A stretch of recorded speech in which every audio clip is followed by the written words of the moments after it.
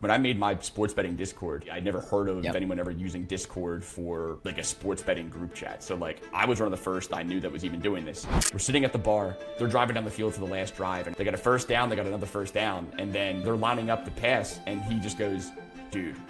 And he looks at me and his like eyes are going through his head. Because he got an alert. We were like 6 seconds delayed, so now I'm just waiting for the inevitable to happen, and it was insane, man. I put my card down, I bought the entire bar drinks, and then I walked outside, got a little teary-eyed, and called my dad. That's how my night went. Win more together. Win more together, man.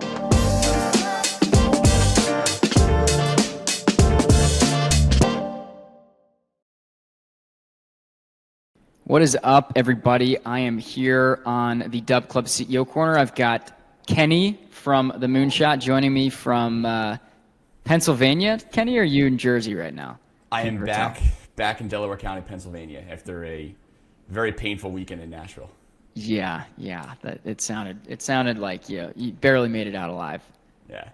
But it's good to have you on. As a reminder for everybody, DubClub CEO Corner. I'm here. Joining me is an awesome guest. I'll get into Kenny's background in a second. At a high level, he's a premium sports content creator. We're going to go behind the scenes with Kenny on how he's built his business, which is called the Moonshot. The Moonshot LLC. Kenny's building a fantastic business online. He's doing this full time. He takes a combination of sports betting information, his knowledge, and just having a fucking awesome time, pardon my French, with all of the other folks in the Moonshot, and turns that into some hard-earned cash, but also, for the most part, really, really good vibes. Kenny wins more together with folks in his Dub Club. Kenny, you're in Haverton currently? Whereabouts are you? You said you're in Delaware County? Havertown, yeah. I'm born and raised a little town called Broomall in Delaware County. It's like 5 minutes from here, so went to high school around here, Cardinal O'Hara High School. Shout out. It's funny. Delaware County is weirdly like almost like the mecca of sports betting. Even my high school. Famously, one of our most famous alumni is Tim Donaghy, a former NBA ref who maybe did a little too much gambling. So it's in the blood around here. And then you got myself. Shout out Erin Dolan on ESPN. She went to my high school. We got Dead Prez, another gambler. So there's just something in the water here in Delaware County, man. People love to fucking gamble. There really is something in the water. I gotta get myself out to Delco one of these days. It's on the radar. But it's good to have Kenny joining us. We're gonna get off to a hot start because I know a lot of people are wondering, first of all, how the name The Moonshot came about and how the business started. And I think one of my favorite parts of this show is learning more about the entrepreneurs that we work with and the fantastic creators and the personalities behind the brands. Kenny, why don't you tell us about your first big sports betting memory and how the Moonshot started? I feel like they kind of go hand in hand a little bit. I'll start with just really how all this started. Dude, in the weirdest way, like pretty directly, like if it wasn't for the video game Fortnite, I don't know that I'm sitting here talking to you today with a sports betting business. I know that sounds crazy here, but if you just rewind the clock a little bit, before COVID, Fortnite pops off, and I don't know if you got into it at all, but like I hadn't played a lot of video games through college. Now I'm out of college, living in Manayunk with a few buddies, and everyone's playing this game Fortnite. And it kind of just like the nostalgia factor sort of hit you a little bit. And before you know it, you're reconnecting with friends you haven't talked to in a while. You're dropping into Tilted Towers together. And I just got really into it. And I realized that there was this app or this website called Twitch where like the really good players would, live stream themselves playing. And to be honest, man, at the ripe age of, I don't know, like 25, 26, my inner nerd was still there, and I was just hooked. I thought the whole concept was cool. I thought the app was cool. And I noticed that on Twitch, at least at the time, it was like 99% just video game content. But there wasn't, any other types of content on there. At least there wasn't as much at the time. And I'd always been an avid sports bettor. I was really involved with daily fantasy back in the day as well. I mean, my family game is poker. I've just been betting on anything really my entire life, but I've always had a knack for sports betting. So I used to write daily fantasy blogs. I'd put them on like Google Docs to like the 6 people that would read them. They didn't really go anywhere. And hey, you got to start somewhere. And I kind of shifted from DFS to sports betting as the player prop markets got just a little more advanced. Like, I liked playing daily fantasy. I started out doing it in NBA because I felt like I had a knack for finding these sort of like diamonds in the rough to, over exceed their value, if you will. What I found was annoying with daily fantasy was just I hated that I was also competing against other people. It's like you're playing blackjack against everyone at the table with you, and you're also playing against the dealer. And it's just, at the time, that was the only way to sort of get any kind of exposure to these no-name players that you weren't able to bet on. And then as the prop markets got more advanced, you were able to bet on these guys. You were able to sort of tweak their props, and instead of him to hit his over, he goes way over, and you hit it for more money. So I had this idea to start a Twitch stream focused on sports betting and making just like a couple of $5 same game parlays and stuff like that.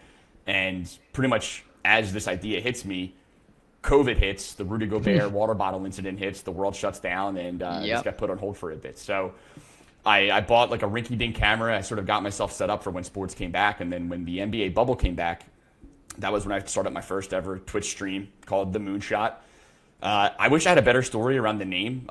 I had hit like a few parlays in the past, and I think to myself, I was like, oh, that was a moonshot. And I wish it was cooler, but it wasn't like this light bulb went off or anything like that. I just thought it was a cool word. I didn't really see people using it a lot. So it seemed fitting for the name of the show. So this is before I started a company, started a Discord, anything. I made a Twitch stream. I made a really crappy graphic that just said the Moonshot, and we kind of went from there. So I started streaming in like end of August in 2020.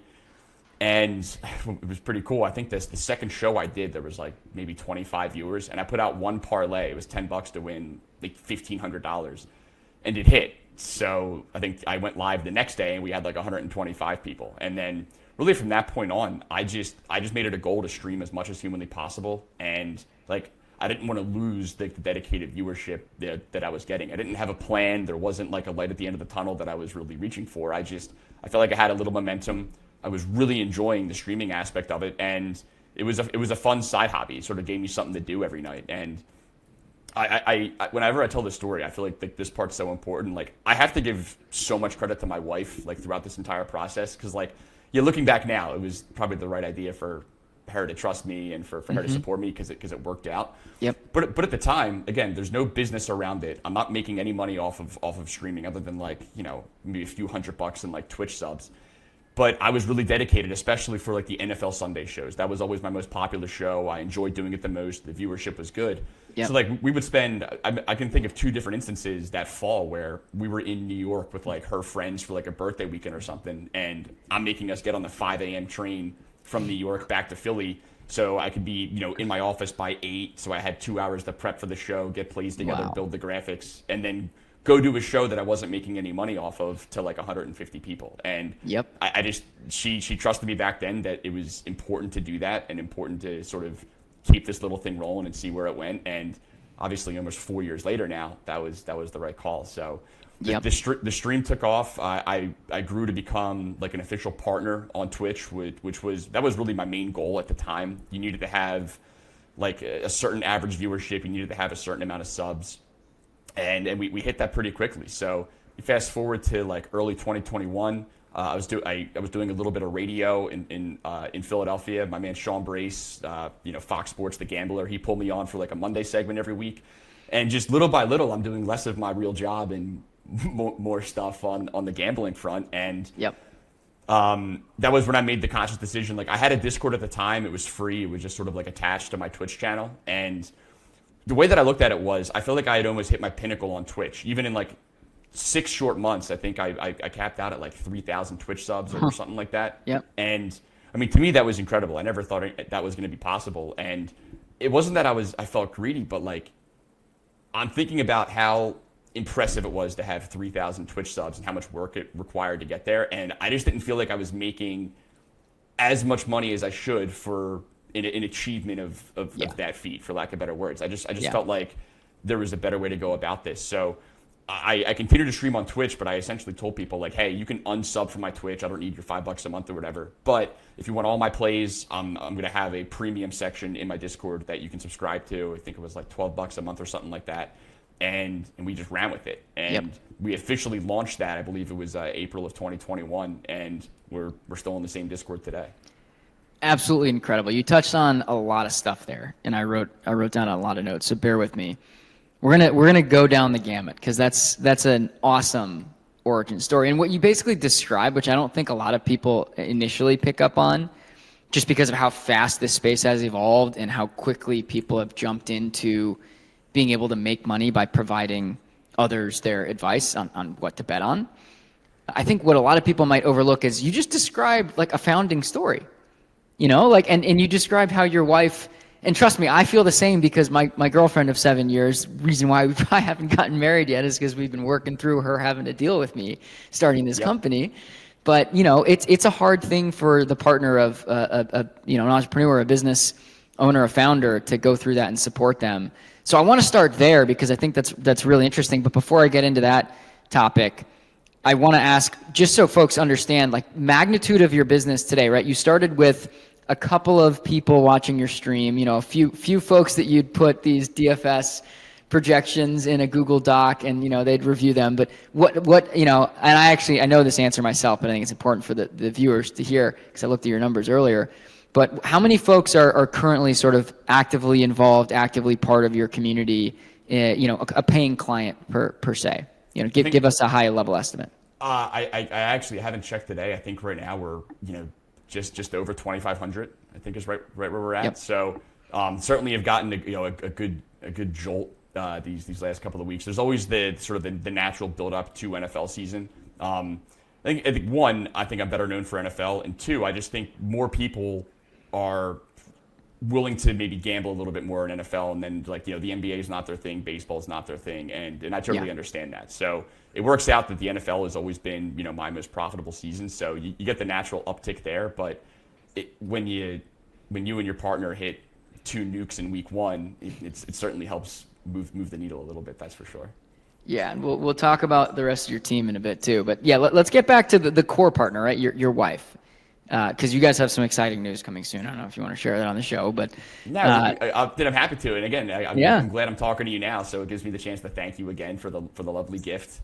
We do have a baby boy coming. Due date's February 23rd. So, do you guys have names yet picked out? Have you brainstormed? We do. We haven't officially committed to one, although I think me and Hera are pretty locked in. But I don't know. I would say it. I don't know if we're allowed to tell people yet. That's her call. Okay, yeah, we'll hold off on that. But Mooney, that your dog is gonna have a little brother.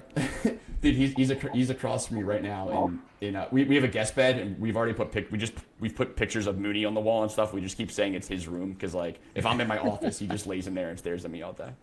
He's taking ownership of it. I respect that for sure. So I think one of the things that and this is just general advice that I've gotten. And advice that I've gotten both from other people and just kind of from like listening and learning from folks who have started companies, whether big or small.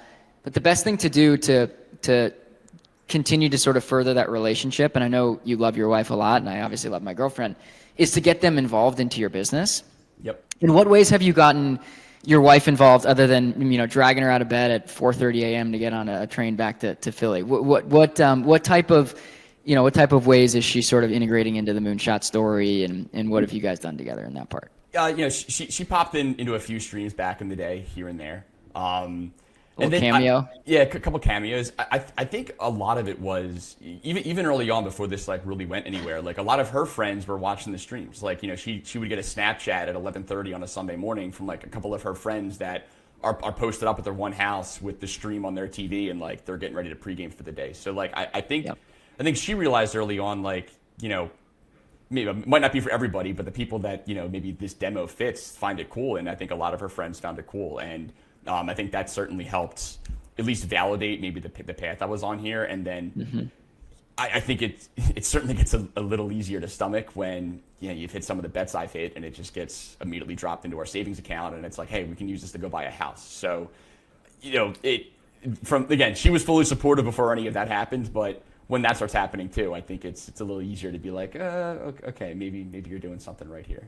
Yeah. You decided that you wanted to show her, not just continue to reinforce. Hey, one of those entrepreneurs like, yeah, it's gonna work out. You're just like, hey, look what I've done. And it's a much different dynamic. I'm sure I don't want to hijack your talk track here, but because I think we'll probably go down this road eventually. But I think I think because of how this came to be, I think that's why I've been able to sort of have sustained success over the last couple of years, even through hot spells, through cold streaks, is that like you look at the business today compared to 4 years ago. When I made my sports betting Discord, there may have been some out there. I wasn't aware of any. Like I never heard of anyone ever using Discord for like a sports betting group chat. So like I was one of the first I knew that was even doing this.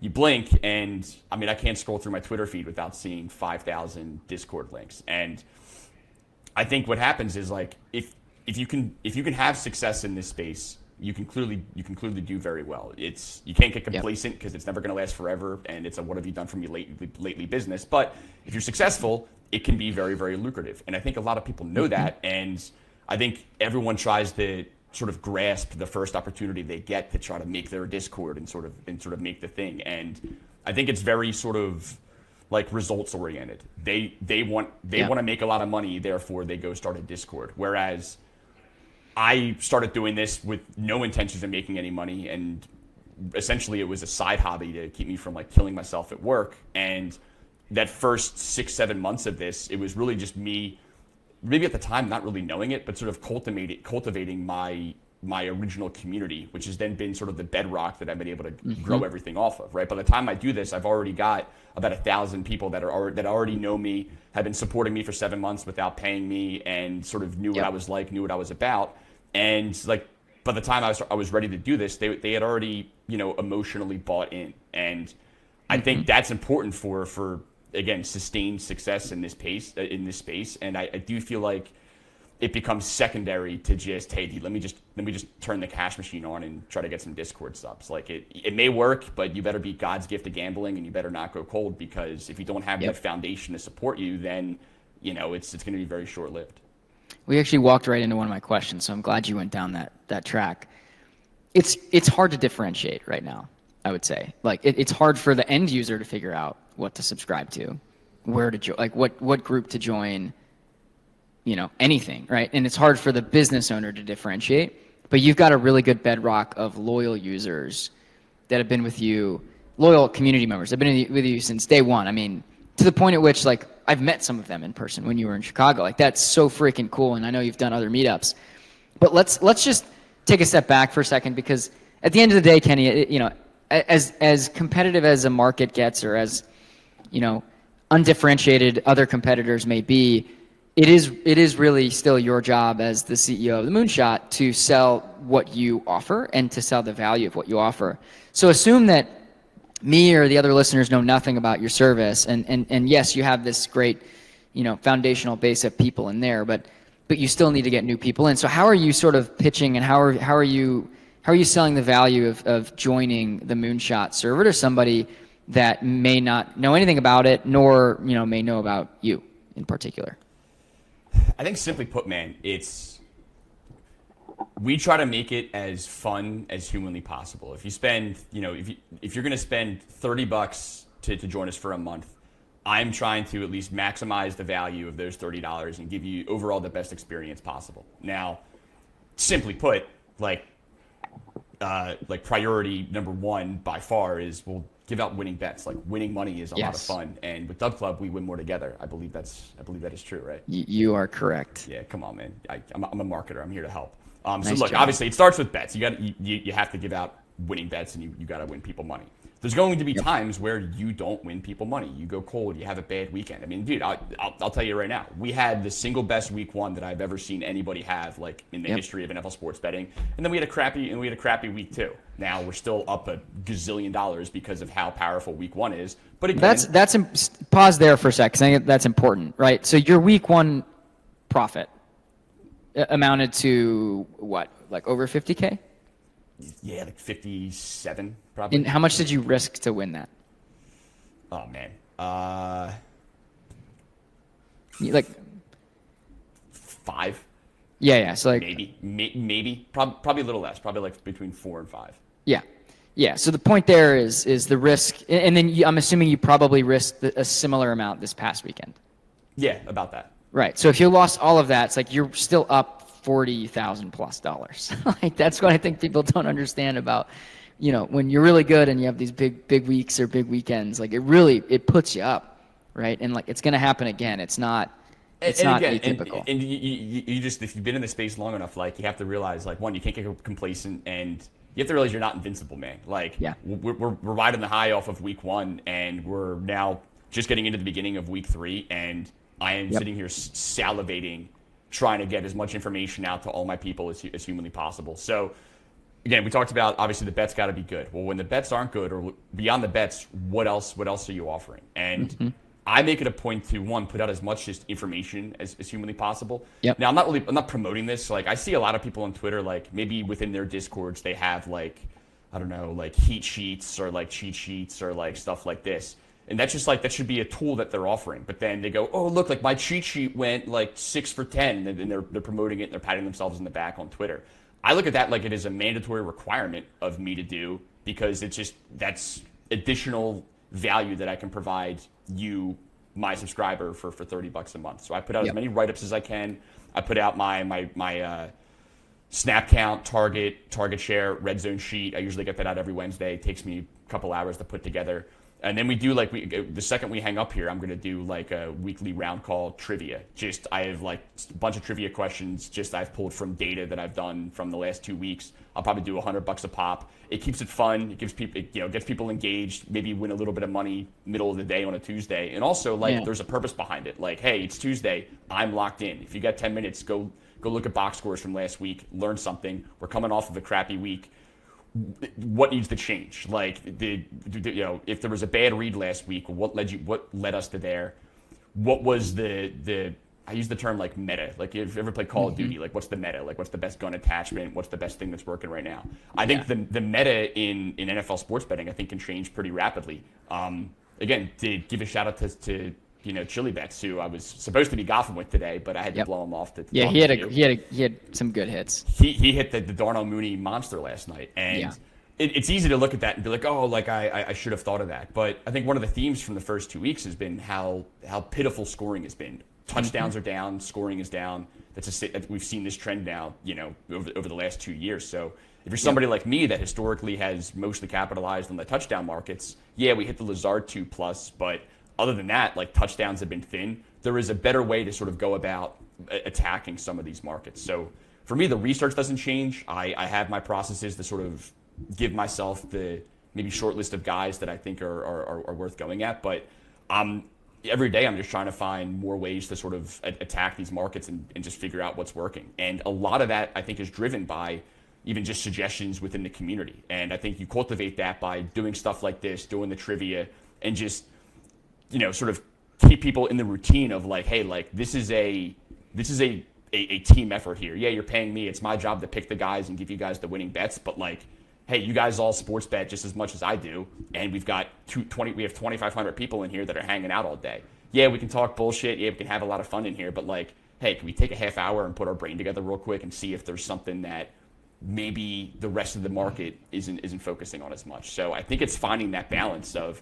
There's the tagline right there. Win more together. Win more together, man. They can do the research on their own, but it's not going to have the same, hive mind type of potential if you get everybody working together. But it's the whole point. I just think at the end of the day, man, us versus the books. It's us versus the books, and I just think we try not to be like inauthentic. We are who we are. This is what you get. I would say we probably have the weirdest community in the entire space, and I wouldn't change that for a bit. You got people that have been in here for 4 years that have the same inside jokes, and just they go about their days in a very funny way. And yeah, I mean they've made friends. Like some of those people. I mean I don't want to speak for you, but I'd imagine they actually hang out outside of the Moonshots, business. 100%. I saw a few more. You've connected them. A few more in Nashville this past weekend. When the Lazard play hit, I was at the bar with like a bunch of Delco Mooney Gang guys. Yeah. We planned this so we could go there and potentially watch the McCaffrey play Cassius in person. He gets ruled out at 7:00, and everyone's like, "What are we doing?" I'm like, "Dude, fuck it, I'm still going. Like, if you guys want to go, obviously, like, open tab on me." So we still had a good crew there, and then we had, we were the last 5 people in the bar when Lazard caught that last touchdown. So, I mean, stuff like that, man. It makes it just that much more rewarding, and I think that ties into sort of the overall experience. Now, look, some people that are listening to this pod may go, "Hey, that's all well and good, but like, I don't give a fuck about making friends. I just want to win bets." Like, that's I'm not going to tell you as a customer what you want with your $30 a month, but that's the way that we go about it. At the end of the day, like we're trying to make money. I'm trying to give you as much information as possible. I'm trying to really give you a peek into my overall thought process so you can at least see, not forget the logic behind even like an individual play, but just like overall how I go about my system and constructing my card. And I'm trying to solicit advice from people that maybe have a good idea to look into. And all the while trying to have as much fun as humanly possible and, just make the week a little more enjoyable. Yeah. I mean, most people, you may know this, you may not, but 75% of people actually bet on sports for fun, way more than the people who do it to make money. Yeah. And that's like millions and millions and millions of people every week are doing this, and they're doing it for fun. It's just another way to spend money. Like instead of going to golf, people bet on sports, or they do both. But instead of like shopping or like going on a trip, it's a fun way to let off some steam. Kenny, I also think you're underselling yourself a little bit. I want to make a point here. Because I think you're a humble guy, which is a really good value to have, especially in your seat. You called me last week after the Lazard second touchdown, and you told me a little bit about you were at the bar with some Mooney Gang members, but you also mentioned the lead up to getting people that play, and it seemed like there were multiple instances of you working hard, like going out of your way to make sure people knew, hey, I'm on this. Like I've got my eye on this and the lines are moving. You can find it here at this book, that in this book. Do you want to talk a little bit about that as an example of how you go above and beyond to serve the people who are paying you, which I think is a really important and differentiating factor when it comes to folks that are running businesses in this space? Yeah, obviously this one ended up really working out because like I don't typically signal a play like 4 different times, and I happen to with this. One of the best parts about like the beginning of the NFL season is the promos across sportsbooks are like insane. Like you can borderline free roll your card the first 2 weeks if you're just taking advantage of everything. So on top of getting all our plays together, it's a combination of all right, what guys do we like, what plays do we like, and then here's our menu of promos. How can we distribute these guys across these promos as best we can to, I think, just overall make the card as sort of as cheap as possible. So DraftKings had like a risk-free touchdown score. They had it for Thursday, Friday, Sunday, and Monday. So it was the Monday night game. So we used the risk-free touchdown score on Lazard. Though pretty simple logic. He's got the history with Aaron Rodgers. The price is good. If you're doing a risk-free touchdown bet, like it's not worth it to play that on chalk. It doesn't make sense to. And I thought the pricing on Lazard was pretty good. And then I put below that and the mandatory sprinkle on 2+. If we ever bet someone to score a touchdown, if you're listening to this, just take it from me. I don't care if you put $1 on it. If you bet on somebody to score a touchdown, you have to put 0.05 units or whatever you want to call it on them to score 2 just in case. Because if they get the second one at 100x the odds and you don't have it, you're gonna be kicking yourself. So I put up the DK risk-free touchdown, and then I said, Lazard 2+ at 6,500. Like 10 seconds later, I get a message in Mooney Gang, hey, FYI, Lazard 2+ is 100 to 1 on FanDuel. I went and relayed that in my channel. 10 seconds later, hey, he's 125 to 1 on Bet365. I went and relayed that 10 seconds later. Normally, I would do this ahead of time. You always should line shop, especially for stuff like this. I was playing the risk free on DraftKings, and then I just went right to the 2+, and his solo touchdown price was the best on DraftKings. I made the wrong assumption; it would be the best. The 2+ would be there as well. So I ended up signaling this one like 5 times, and I saw a lot of people in there that were like, "Hey, I played it on all 3. I didn't cash them out." So that's just definitely a little luck involved there. And look, and I'll say this, man, not to take credit away from me because I was gonna play Lazard anyway, but I was torn between Lazard and Xavier Gipson as kind of like my 2 longer shots. Now, full transparency, I was going to land on Lazard anyway. Gipson returns punts and kicks as well. Those touchdowns don't pay out on DraftKings, so I was going to get the Lazard anyway. But I'm 2 seconds from kitchening this, and one of the OGs in Mooney Gang, my man Tom L. I got to give him a shout out if he listens to this, because if not, he'll kill me here. He's like, "Yo, man," he's like, "we got to be on Lazard tonight, right?" I'm like, "Yes, we are." Like, it was right before I sent it. I'm like, you know what? That's a good sign right there. As I'm crafting this up, and again, a lot of people give suggestions, but he's a smart guy. He's been around a while, so I'm like, you know what? That's a good sign if him and I are on the same page here. So it was just it was a cool one, man. And it was funny to be able to sweat out the 2+ with a couple guys because we're sitting at the bar. And there were like a few other SGPs that night that were also really close. And I'm sitting next to my buddy Parth that's in Mooney Gang. And like they're driving down the field for the last drive. And I think like Breece Hall dropped the pass. And he's like, oh man. I'm like, hold on. Why do you care if Breece Hall dropped that pass? He's like, well, we need X amount of yards for like whatever. I'm like, dude, it's the final drive of the game. As a gambler right now, you need to prioritize your sweats. Like, there's a proper way to sweat out bets here. I was like, if you could have one thing happen, what would it be? He's like, oh, a Lazard second touchdown. I'm like, then forget everything else. Nothing else matters other than that. If you happen to cash something else along the way, that's all well and good. But like, you can't sweat out 4 different bets right now and hope one of them's going to hit. If you're going to manifest anything, nothing is more important than just moving them down the field and then getting them into a position where he can maybe catch a touchdown. Nothing else matters. And he's like, you know what? Like, I've never really thought about it that way. They got a first down, they got another first down, and then I will say my buddy kind of spoiled it for me, and he didn't mean to at all. Like, it was funny how it played out, but they're lining up the pass, and he just goes, dude, and he looks at me and his like eyes are going through his head. I'm like, because he got an alert.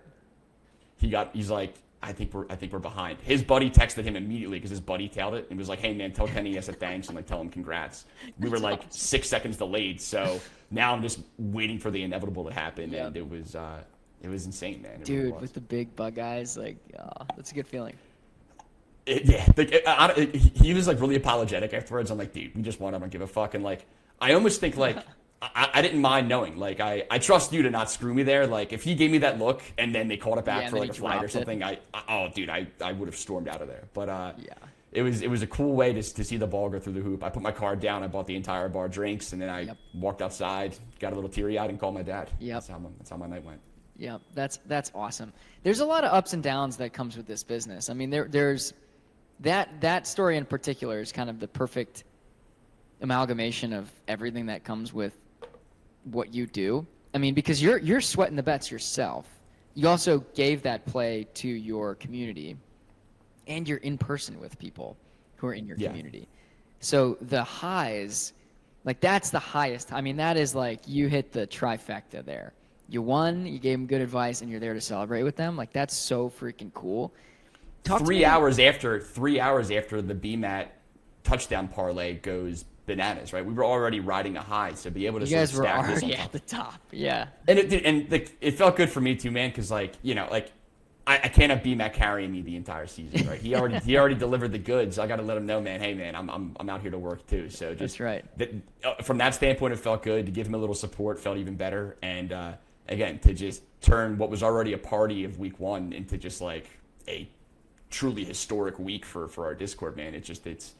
There's nothing better than that. And look, I'm an emotional guy. I just naturally am. And you do this long enough, I feel like you can kind of get numb to stuff like this at some point. Like, you have to be able to ride the highs and lows as evenly as you can. But like, when something really, really good happens, it's hard not to get emotional. And I think almost see the bigger picture of it, right? I mean, I don't like the value of that Lazard play. I mean, that won me $17,000 in actual gambling winnings. Like, the value of that play is worth so much more than that because of the context in which it was hit. And I think it's important to be honest about that. And I think in real time, realize that, and I think understand sort of the moment you're having, and just do everything you possibly can to replicate it.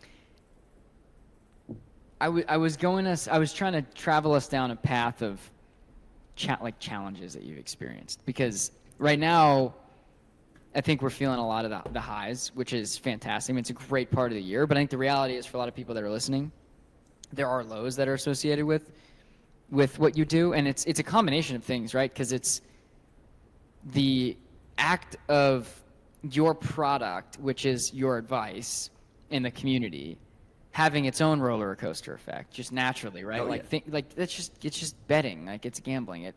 You can do all the right stuff, and it might not work.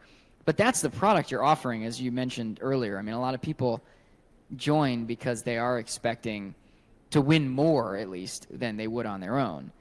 And that's obviously a subjective thing. But that's the first element. And then the second, Kenny, which you and I have talked about before you started your DubClub, just doing this on your own as the owner of your business, having to sort of manage the months when, things are a little drier from a momentum standpoint and you're making less money and there's less people joining, those are really tough times for a business, because I know like there's seasonality to our business too. I mean, we're so intimately tied with you guys. We call you our partners. So I get both of those, but how do you manage through those challenges, and what sort of tools or what sort of way do you work through all that stuff by yourself or with other people? I think really the most important thing, man, I guess there's a couple paths here. Just, maybe cold streaks naturally, and then sort of the seasonality aspect of it. Like, Yeah. look, we clearly we win together, and I think it's important that we lose together. Like, I feel like I've talked to a few other Discord owners, and like, if we're out hanging out, they'd be like, "Oh, dude, if you're cold or you have a really bad day, like, you don't even want to open Discord the next day, right? Because you're gonna open it, and it's gonna be people that are bitching and moaning and stuff." I'm like, dude, I'm in there more when we're cold. Like, go in there. It's like the Shawn Michaels gift for like the crowd throws the beer on him, and he just eats it. Yep. Like, dude, yeah, you have to. Look, I'm not encouraging people to like come in and talk shit, but like, dude, you paid $30 a month. Like, if you want to bitch for 5 minutes, like, by all means, dude. It's the fucking internet, and like, you're not hurting my feelings. Like, if that's gonna make you feel better, like, by all means, let that out. Like, there's Discords where if you even like somewhat question the thinking behind a play before it even wins or loses, like, you'll get banned or you'll get muted, and it's like, dude, what are we doing, man? Like, so I do think it's important to just sort of face it head on and just try to just stay honest with people, man. Like, I think in this space, like, people are so afraid to lose, and they're so afraid to lose momentum, and they have their sub base, and they're just trying to sort of like cling onto it, and I think that just drives the wrong behavior. Whereas I look at it as a time where it's like you show your humanity a little more and be like, hey man, like, yeah, I wish we won this weekend too. I lost a bunch of money betting. It's probably going to cost me some subs. But at the same time, like, what am I going to, like, ask these people for pity? Like, they're paying me money to be in my Discord every month. And even when times are low, I take you sit back and you realize, like, yeah, like, I still have an extremely fortunate situation that, like, I'm incredibly thankful of. And I think any time that you lose sight of that, I think it just adds a level of stink to the entire thing, man. Like, I think people... Yep. Like, whether it's intentional or not, like, I do feel like people sort of run from that, and it gets just more and more disingenuous and whatnot, and maybe they start over promoting and doing stuff. Like, if we're cold, and you'll realize this as we as our partnership continues to thrive here. Like, if we have like a bad spell, I don't want to promote anything for like a week. Like, even if we hit like something, it's like, what am I going to go pound my chest on Twitter that like we hit this one bet today? Like, I just wiped you out on Sunday. Like, my priority right now is not to go get new subs. My priority is to deliver to my current subs. And yeah, if we go ballistic and we deliver the goods, new subs are going to come naturally. But my focus for 4 years, like, I've never really made it a point to, like, here's my subs, I need to get it to here, or I need to get it to here by X amount of time. I look at it like, okay, how many do I have?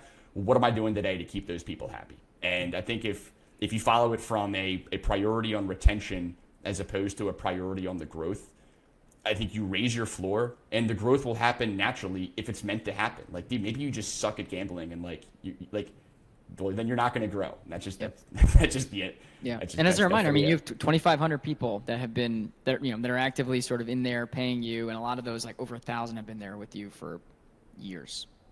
Yeah, I think the day that we launched, like day one in 2021, I think our first day we had 850, and we've never had less than that. Yep. And I think of those That's 850, incredible. Of those 850, I think 650 are still there to this day. So Yep. From day one, it's every sub that comes through the door, I cherish the value of that sub, and I'm laser focused on trying to give that individual user $30 of fun entertainment and gambling winnings in some level of mix of that. And yeah, when times are really good, like we have the week one that we had, yeah, we'll drop our nuts on Twitter, we'll grow, we'll run some promos, and we'll get people in the door.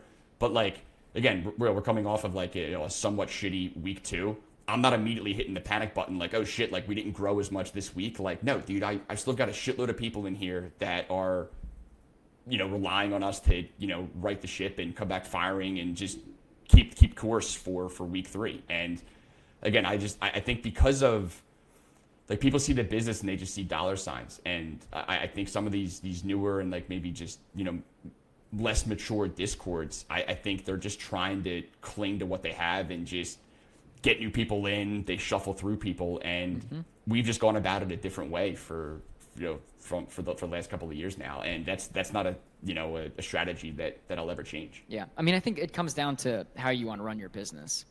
Truly, like I don't even know if some of these other folks who have Discord servers and are finding some way to charge for them, whether it's on DubClub or some other like random payment service, I don't know if they even view themselves as like CEOs or business owners. Like I think it's kind of fun. It's a project, and that's a scary place to be if you're a subscriber, like you're somebody who's in that community, because they're not thinking about you, they're thinking about themselves.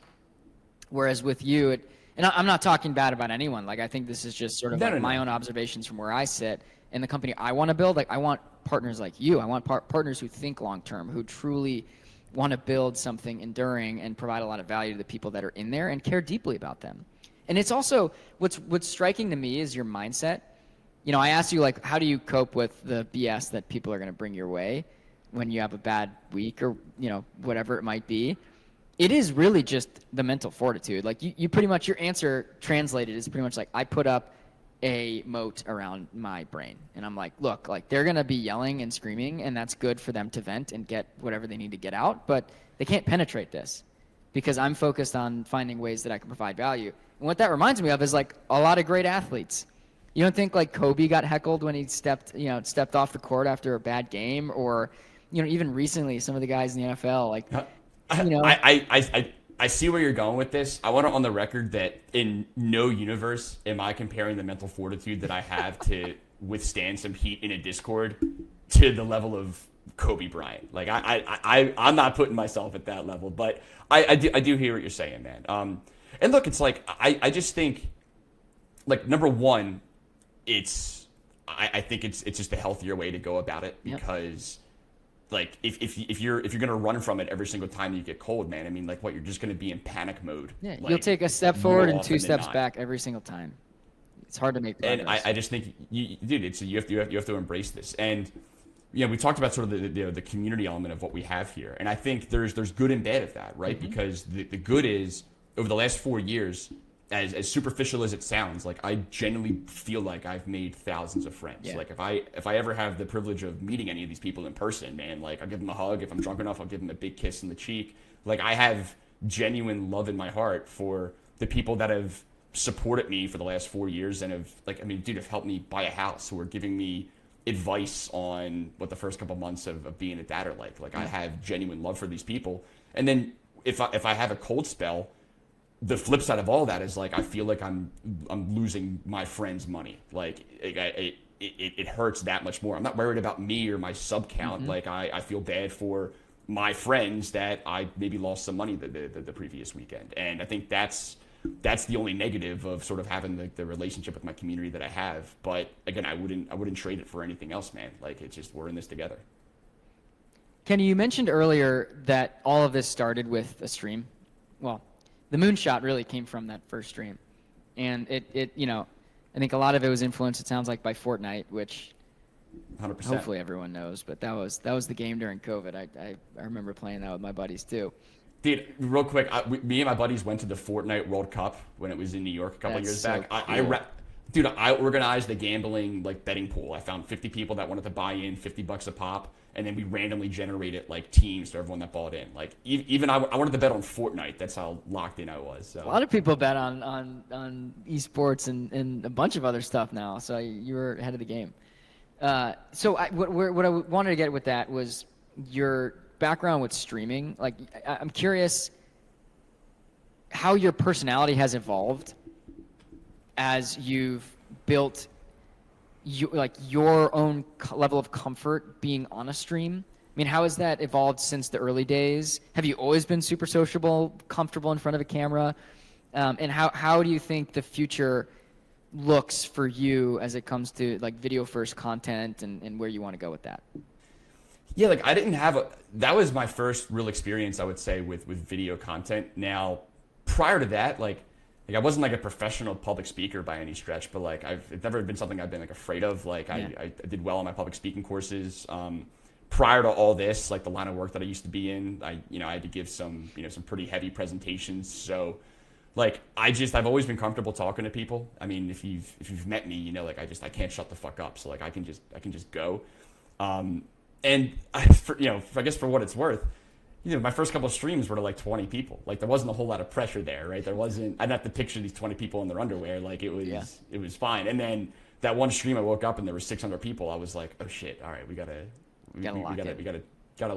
lock in here. But like who I am on stream is who I am. Like I'm not up there being a character. I'm not like trying to bullshit to the camera and like be somebody I'm not. And again, as cliche as that sounds, like it does make it a little easier if you're just up there being yourself. Like the second I hit hit the stream button, like I don't even realize that like I'm talking into a camera or talking to an audience. I'm more focused on, I got 6 screens here. I'm also producing the stream at the same time. I got to make sure my playlist is hitting. I got to make sure I got enough good songs in the queue. I got to make sure my graphics are coming in well timed. Yeah. So I don't even have enough time. Like you're focused on the production.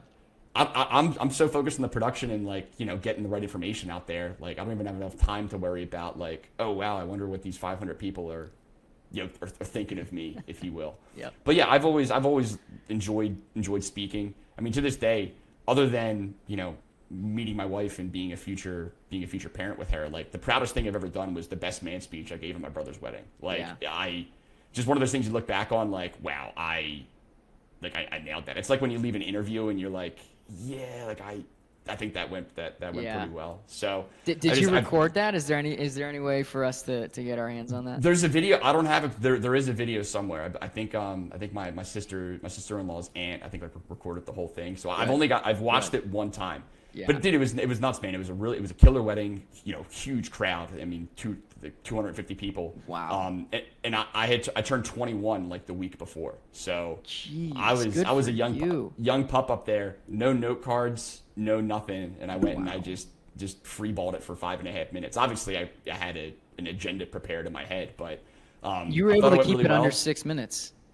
It was that's impressive. Probably 5-6 minutes. Yeah, that's very impressive. I just for context for you to know how impressive that is, at least in comparison to my best man speech for my brother. I had my phone notes, so I was looking at that, and I think I went over 12 minutes. 12 minutes. Oh, it was good. I mean, I had a lot to share, but apparently it just flew by for people. But the fact that you kept it within 6 and no notes, I got to get my hands on this recording. I'm sure you crushed it. Oh, it's funny. My brother had until mine. My brother had the single coolest, most fun wedding that I've ever been to in my life. What made it so fun? Like, what was it? Just that everyone you love was there. Was there something unique about it? Like, what made it so fun? I mean, the band. Advice to anybody listening, by the way, if you're getting married and you're planning a wedding, you have to get a wedding band, and live that band. is just non-negotiable. You have to have a live band. If you want to get a DJ, that's fine. If you have a great DJ, you can have a great wedding, but that's as good as it'll be, and it's not going to be memorable. If you have a killer band, it takes it to another level that you can't really replicate. And there's a really popular band in our area, they're a cover band, they're called Go Go Gadget. Nice. They don't play like as much anymore, but like at the time of the wedding, like you go to our beach town, they're playing every Friday, every Sunday. At Penn State, they're playing the big bars. Like they're the go-to cover band in the area. My brother used to be in the scene. He was a musician, and I think almost joined Go-Go, so he was friends with all them. They played his wedding, and it was a party. It was insane. Yep. So all that to say, he had the best wedding of all time, and all he's heard for the last 12 years is how good his little brother's speech was at his wedding. So he returned the favor at my wedding. We got married. He gave the best man speech, and he did exactly what I did. So that's incredible. Like I said, man, it's just something I've always enjoyed doing, and I guess it's very humbling to know that I guess people enjoy listening to me talk about stuff, because it's a lot of fun to do. Like even to this day, I don't make any money off. They like your personality. They feel like you're approachable. I mean, I can say that because I feel like we hit it off the first time we ever met. Obviously, I was sort of in sales mode, but even beyond that, I was like, man, I really like this guy. I appreciate that, man. Well, people, when I got really heavy into the Discord and that sort of became the priority, people are like, oh man, like no more Twitch streams. I'm like, what? No, dude, I would never stop the Twitch streams. Like it's like, again, there's there's no benefit other than maybe just the the marketing value of that. Like, but I don't make any money off of it. And even when I'm on the Discord, I mean, even when I'm on Twitch, like I'm not really pumping the Discord probably as much as I should be. Yeah. I just like doing it. It's authentic. It's a lot of fun. Yeah. And again, it's how all of this started. And I feel like if I ever got away from that, then I'll kind of lose sight of why I started this in the first like the place. moment it stops being fun, that's when it you want to be careful of that. Those are your 100%. roots. So how often are you streaming? Like I that was a question I had for folks that are curious. What is this, like a once a week stream? Is it once a day? I mean, how often could we catch you on there? Ideally, it'll be every Sunday morning at 11. Oh, so awesome. just Yeah, right. 11 2 a.m. hours before Eastern. the game It's like, start. dude, crack a beer, bring your questions. You got fantasy questions. You need your survivor pick, and I'll put out like if I have 7 plays on a Sunday, I'll probably put 3 of them on the stream. Yeah. Like I'll always have a few plays, but it's more just hey, hang out, pitch with some ideas. Like I've got another unit of bankroll that I haven't fired yet. Like sell me on something. Like what do you got? Yeah. And the Sunday show, I usually have a good amount of guests. My guy, Promo Guy, I'm sure you guys follow him on Twitter. He always hops on. My boy Corby, I'll get BMAT on whenever he's able to do it. So every Sunday that I'm in the state of Pennsylvania, and then really when my schedule allows, if I can, I would do Monday, same as this Sunday stream. Monday at 7, an hour before the game, and then Thursday at 7, an hour before the game. The problem with this year is between today and December 31st, just in the last 2.5 months of the year, we've got 10 weddings. 10. I know. I think we're gonna have 19 this year, man. It's insane. We'll since we've gotten married, we'll have gone to 50. That is incredible. I mean, you're a great friend. So You're a great friend. You and your wife. I do what I can, man. So travel schedule is a little buggy. So I'm gonna miss a few of the Sunday shows this year, probably more than I'd like. But like any Sunday that I am feasibly available, I'll be live on Twitch, and then same with Monday, same with Thursday. That's the schedule for the NFL season. Good to know. Okay. All right, we're gonna wrap in a few minutes. I'm gonna start with the first part of the remaining section, which is gonna be the 2-minute drill. But just leading into that, I'm really curious. What is one thing that folks who are either in your premium service or following you on social media don't know about you that you'd want them to know about you? What is one thing that they wouldn't know about me? I was class president of my high school. That was pretty fun. Really? For some reason, that doesn't surprise me. I was class president of my middle school. I feel like that's just our personalities. I would say, dude, my high school resume. I was class president. I was a state champion runner. What? 4x400. What was your 400 time? 49.2. Oh, wow! I never knew that. Track was my first love. That is fast as shit, Kenny. I was a 4.8 guy. Wow. Almost ran in college, man. I was going to Penn State. Already confirmed to go to Penn State. I was never planning on running track at Penn State. They were really good. And I always say this. The funny thing is, I feel like if you win a state championship in any sport, you've probably been amazing at that sport your entire life. Yeah. If you're a state champion basketball player, you've been whooping everybody's ass in basketball since the time you picked up a ball. Yeah. I was objectively ass at track and cross country for 7.5 years. And then I had, and dude, I just had I had a 12-month span where I went from ass to holy fucking shit good and didn't lose a race for a year. 49 is smoking. That is fast. I was better at the 8. I think I was a little better at the 8. Well, I'm assuming sub 2, 155 maybe? Yeah, 155. But the last 3 800s I ever ran, I was I went 205, 201, 159, 155, and then I've never ran the 8 since. Just hang up the spikes. You're done. I feel like I had some meat on the bone. I know. I was going to Penn State, and then in June, I've already graduated high school at this point, and the coach of St. Joe's actually reached out to my parents. One of my runners, my boy Tyler Gallen, and my boy Nick Bedonato, got to shout him out here. They both ran for St. Joe's.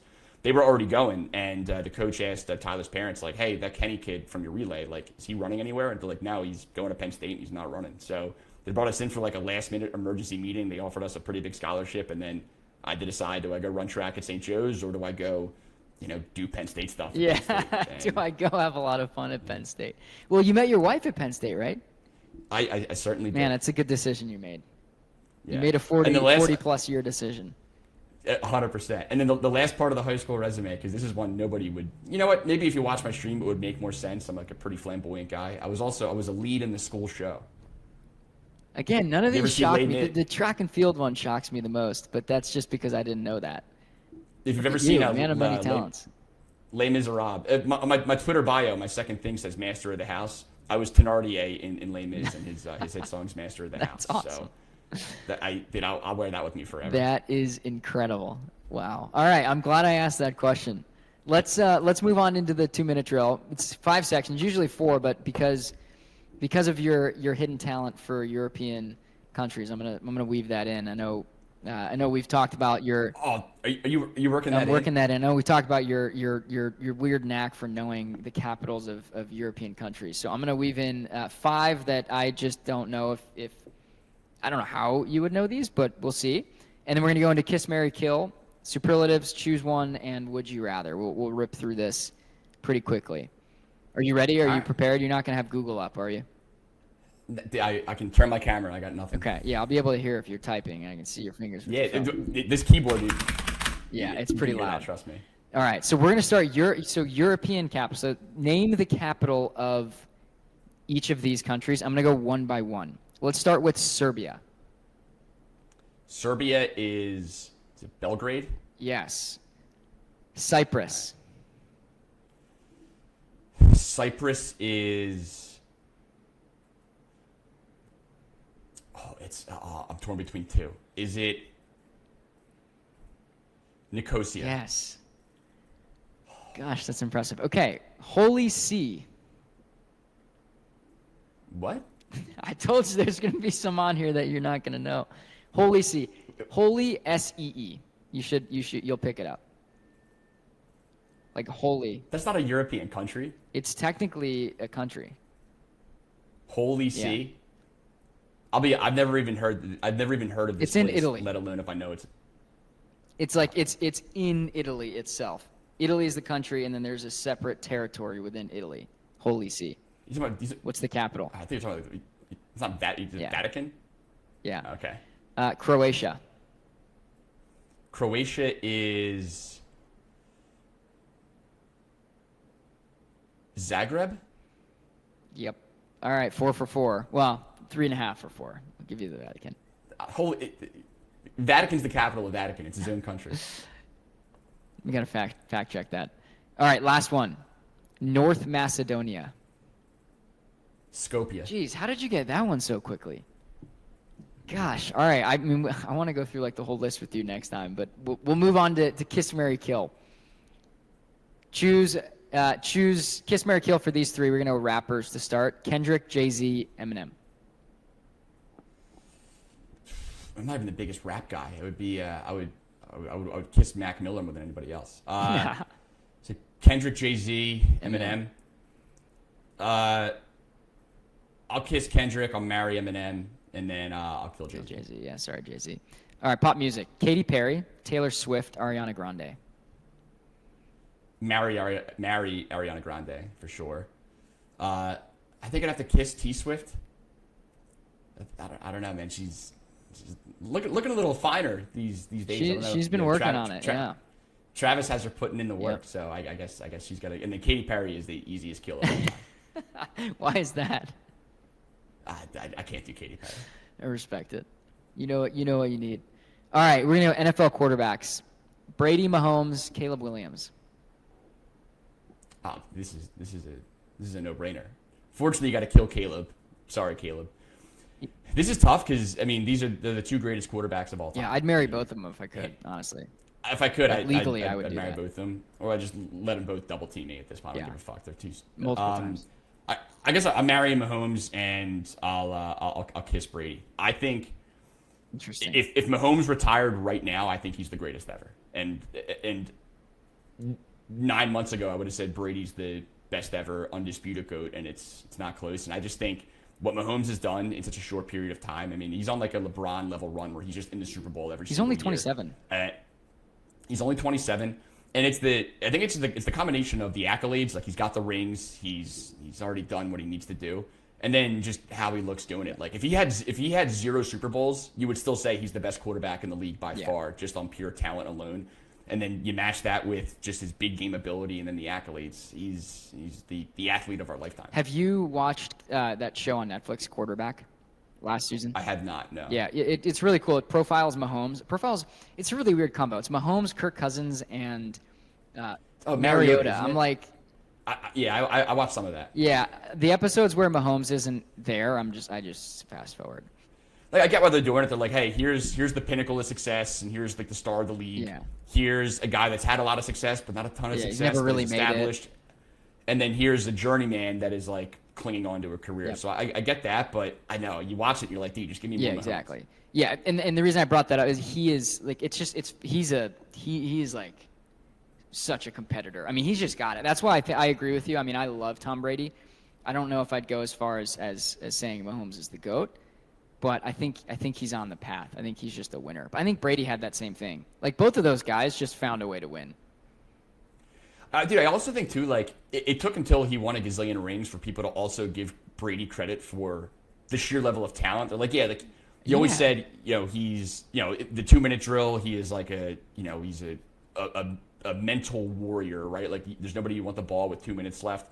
But I feel like everyone kept laying it on so thick on that aspect, and it almost made it sound like it was like compensating for his like lack of arm talent or like lack. And it's like he's dude, like really go watch his tape. Brady was from his rookie year, he was throwing fireballs, and I don't think anyone ever really gave him the credit he deserved for his natural talent.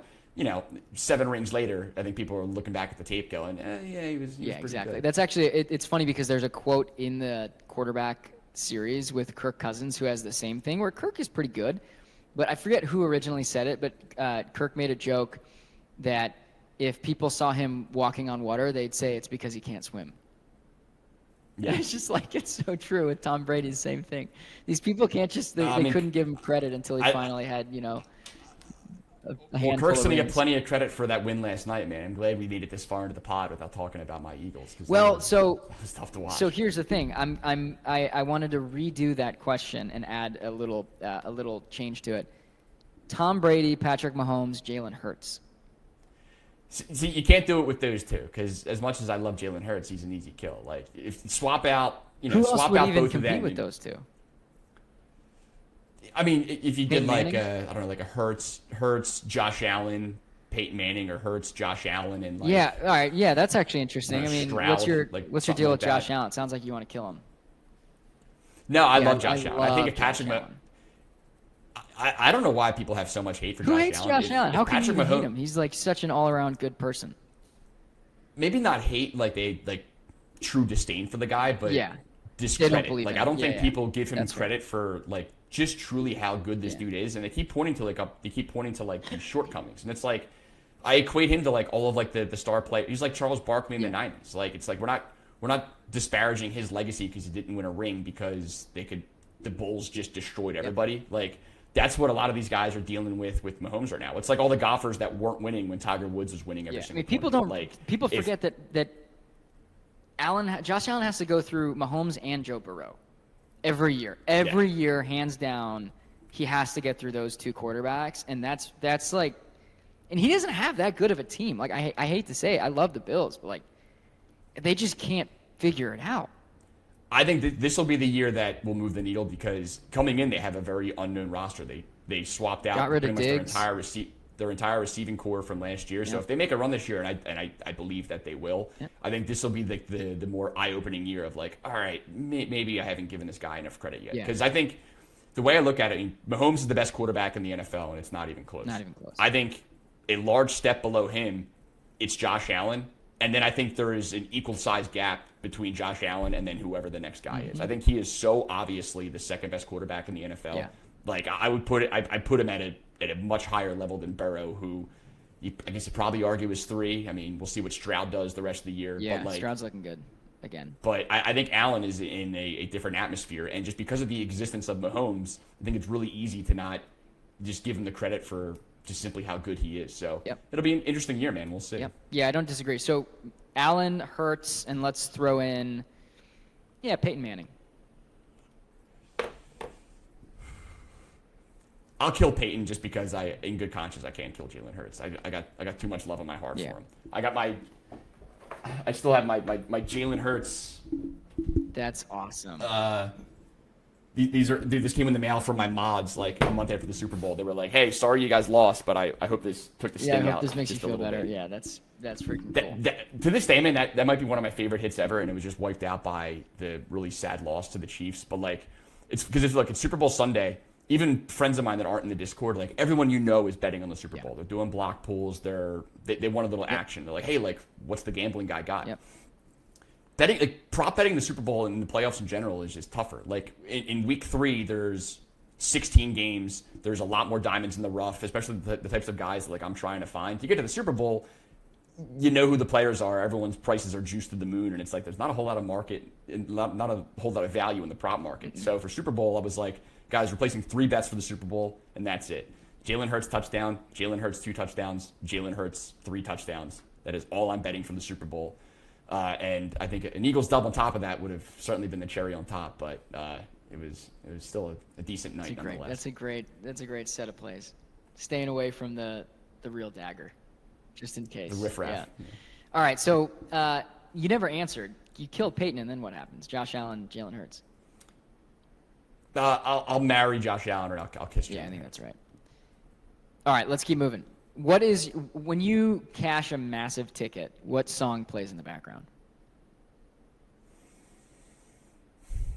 It's got to be the song that I've done for the intro to my stream now for 4 years. I got to give a shout out to my man Melv, MELVV. That's the artist. The song is just called Vibe. I love it. If you've heard it, the only way if you've heard it, you've heard me play it on my Twitch channel. Yeah. That's probably the only place you've heard it. But it's a banger. It's the best intro music I could ask for. And Melv's a great guy. He's been in my Discord now for 4 years. I don't even know the last time I talked to him. He's got his own little corner, his own little tag, incredible. And he's just I see his name in there every day. What is the craziest thing you do for the Eagles to win the Super Bowl? Craziest thing I would do. I mean, I don't even know where to begin here. The list is long. Like when I whip my dick out on Twitch, that's a maybe. That's a hard maybe. Possibly. You'd have to think about it, but it's on the menu. I know. It's on the menu. It's on the menu. You know what, man? I think if you would have gotten some exceptionally vulgar answers. I think if you asked me this like 7 years ago, prior to the last Super Bowl win, because before that, was a drought. I mean, there was a serious drought. I mean, the answer would have been like murder, probably. I'll kill now, someone. even though it's been 7 years, but like again, we saw Nick Foles getting honored at the game last night. I mean that Super Bowl was just so awesome in so many ways. Like that, they've bought in at least a decade of goodwill from me. You know, now Philly's World Series, I probably get a little more aggressive. I should have asked that. Well, it's funny because Carson Wentz was there back in the day when Nick Foles took over, and saying I haven't heard that Carson Wentz. What is he doing now? What is he up to? I think he's the backup in, I want to say Kansas City. He's a backup somewhere. That's interesting. It may be on the Chiefs. Dude, I mean, I don't think people have realized like the hit he took from Jadeveon Clowney in that playoff game against the Seahawks. Like that's what derailed his career, man. Like he never got back to where he was when he was the favorite to win the MVP or Super Bowl year before he tore his ACL against the Rams. He was the MVP favorite. He's never gotten back to that level, but there was still like some glimpses of it. And then that hit he took against the Seahawks, like that was like the borderline career ender. I mean, he got concussed, and I can, you know, off the record, I can just say like he hasn't been right since then. Like people in the Eagles organization pinpointed that play, like that's where it went off the rails. Makes sense. I mean, those are tough things to come back from. Like I'd be shocked, by the way, if I saw Tua Tagovailoa come back next year. I think they got to keep him on the sideline. For his sake, I hope. Yeah, they got to keep him on the sideline. Like I don't want to watch him play. Like I don't want to watch a game and then watch him potentially get hurt again. Like I know it's a violent sport, you like big hits and stuff like that, but like everyone knows he's one bad hit away. Like I don't want to watch that. It was like when Alex Smith came back after like that disgusting leg injury. It's like, dude, like you seem like a great guy. You're not winning the Super Bowl this year. Like just take a load off, man. I don't need to see you get your leg amputated. You've made enough money. Go Thursday find Night something Football. else to do with your life. You know, be a commentator. That's what these guys are doing now. You said Jason Kelsey was on was basically for half the game last night was talking through play-by-play. That was pretty cool. That's what these guys do now. Take a beat. This might be like sacrilegious as a Philly fan, because I love Jason Kelce forever. I mean, first ballot Philly Philly athlete Hall of Famer. I need a whole lot less of him everywhere. Yeah, he's all over. Everywhere. Both of them, man. And then look, he retired. Go get the bag. It's not like he's going out there like, hey, everyone, look at me. Like they're throwing the camera in his face. They're throwing money. He's at an him, entertainer, so, man. Like I think that's the problem, is that his personality is very well suited for people to have him everywhere. And it's just it worked better. But it worked better when he was also the best center in the NFL and wasn't going out of his way to be an entertainer, and just sort of his natural aura and his natural personality got to shine through at the right times. Then when they spin it around and start shoving it down your throat, I mean, dude, I feel like you even see this when an up and coming comedian gets hot, like this guy's really, really funny, and then the next thing you know, he's in T-Mobile commercials and stuff, and you're like, all right, like I don't need this much of you. yeah. Kenny, this has been a lot of fun. I'm gonna ask one last question for all of our listeners. Considering over 40 million people in the U.S. alone bet on sports every week, and most of them do it for fun, what advice would you have for the casual sports bettor? For the casual sports bettor, do whatever you have to do to keep it fun. And I think the biggest thing around that is like, don't overexpose yourself and clearly limit the bankroll to a level that you feel comfortable with. Because at the end of the day, if you have a bad day, it's still possible to still have had a fun day. It's a lot less fun if you're looking at your bank account Monday morning like, oh shit, like what the hell did I do yesterday? Where did it go? So I think as long as you continue to always bet within your means, it can always stay fun. And I think just keeping those expectations proper, and look, give yourself chances, man. I know like there's a lot of people out there that are like, parlays or donations and blah blah blah, and the straight bets are the way to go. It's like, dude, like I don't care how you want to bet, but like, what is your goal on this particular Sunday? If you're trying to just have fun, go to the bar and bet on some sports with the boys and have a couple of beers, like, dude, put your couple favorite bets out there, and then amongst your boys, put $5 on like a 4-leg parlay you each put in a couple bucks for. Give yourself a chance to win something crazy. You're not going to regret it the next morning because you wasted $5, and it hurts a lot less than, I don't know, putting $1,000 on your lock of the day and watching that thing not come through. So I just think it's the expectation management and the overall bankroll management. It's fun until it's not, and then it gets real, and you need to keep it at a place where it stays fun. Yep, I agree. You either buy another beer, or you put that on a parlay, or you do both. Or you do both. The latter is probably the most. And then you go to Cabo if that parlay cashes, and you get the story of a lifetime. Exactly. And you know what? When it loses, you're not gonna regret it too much. I promise you. No, I think that's fantastic advice, Kenny. This has been a blast. You're an all-star as always. Thanks for coming on. We'll do this again soon. Hopefully in person. Anytime, man. After we'll the 20 weddings in the fall that you get through. Or 19. It's exactly.